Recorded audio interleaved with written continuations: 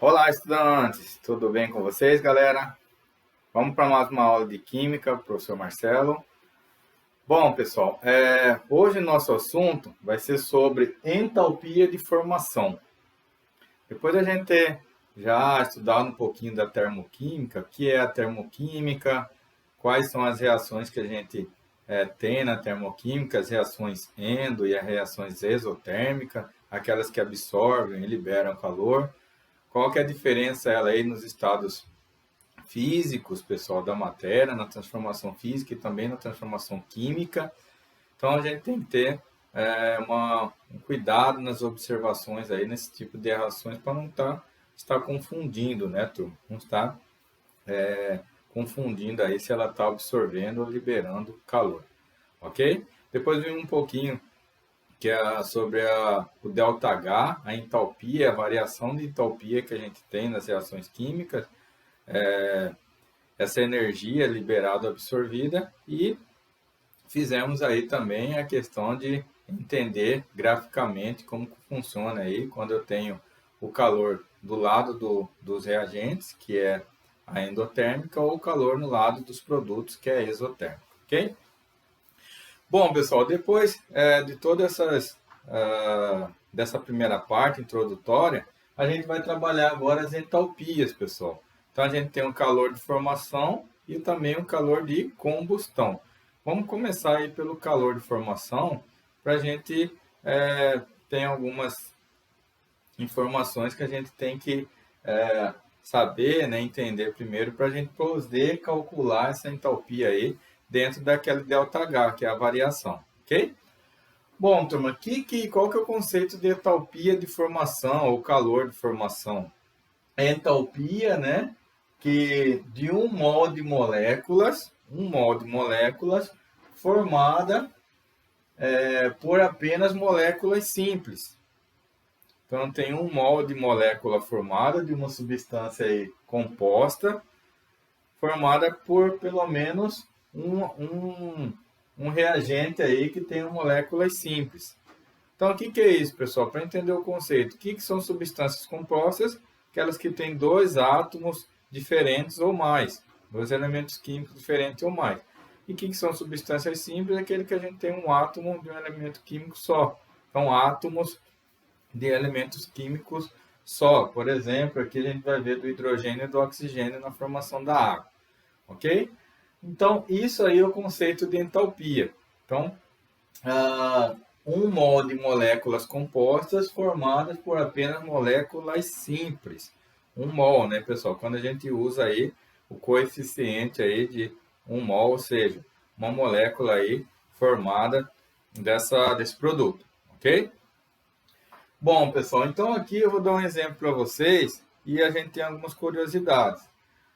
Vamos dar o exemplo da água. Eu tenho então aqui, ó, o hidrogênio, o H2 gasoso, formando com meio mol, meia molécula de oxigênio O2.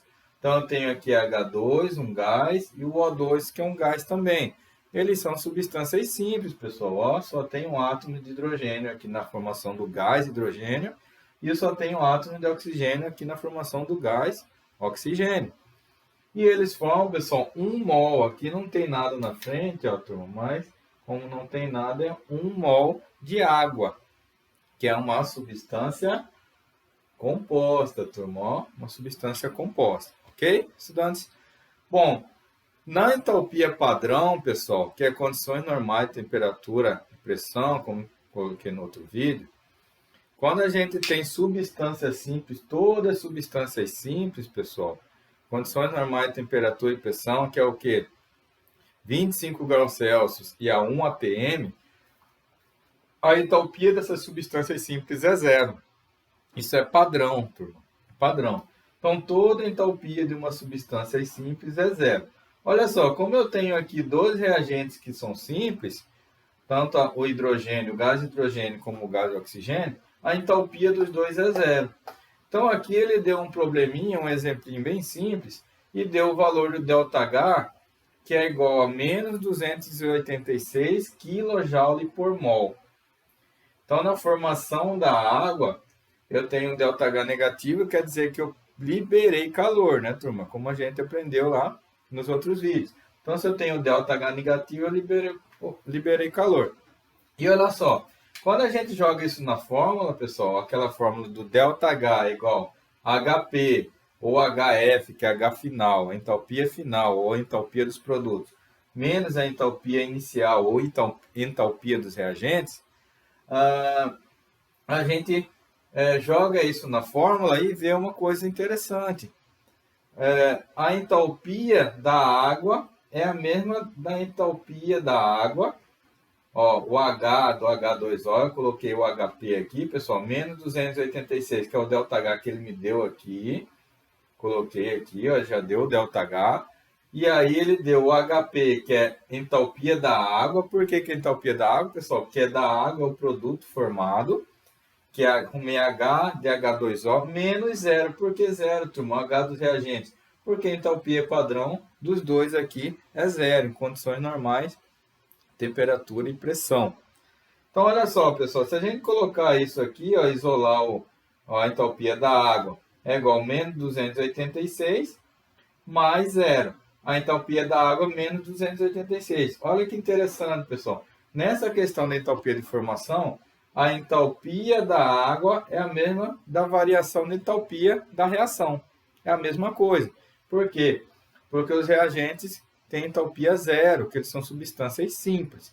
Então, a entalpia da água aqui, ó, é a mesma da variação de entalpia dessa reação. Como ela é negativa, pessoal, na formação da água eu liberei calor. Se a gente jogar naquele gráfico lá do sólido, líquido e gasoso, né, turma? Sólido, líquido e gasoso. Lembrando, ó, olha só. Quando eu estou da esquerda, quando aqui eu aumento minha energia, é uma reação endo. Quando eu diminuo, perco energia, ó, é uma reação exo, né? Então aqui, ó, pessoal, ó, eu estava em gás e perdi energia para formar líquido, né? Então as moléculas estão agitadas, elas ficam mais organizadas e liberam energia para transformar de gás para líquido no processo de condensação ou liquefação, como a gente já viu aí em outras aulas, né? Então, isso aí, pessoal, é o básico para a gente entender a entalpia de formação. Agora, aqui desse lado, pessoal, tem um exercício aqui que a gente trouxe para vocês entenderem aí como que funciona essa questão da entalpia quando a gente tem substâncias simples aí na reação.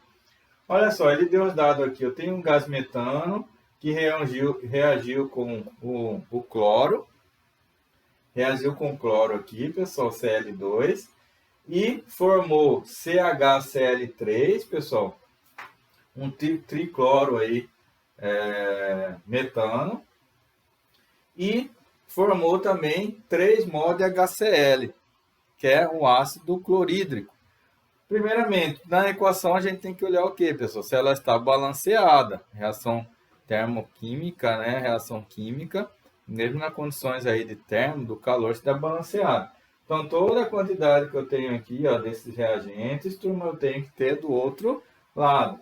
Vamos lá, carbono, eu tenho um aqui, eu tenho outro do outro lado. Ó. Um carbono aqui, um carbono. Hidrogênio, eu tenho 4 aqui. E desse lado eu tenho um aqui, mais 3 vezes 1 aqui, ó. 3 são mais 1, são 4.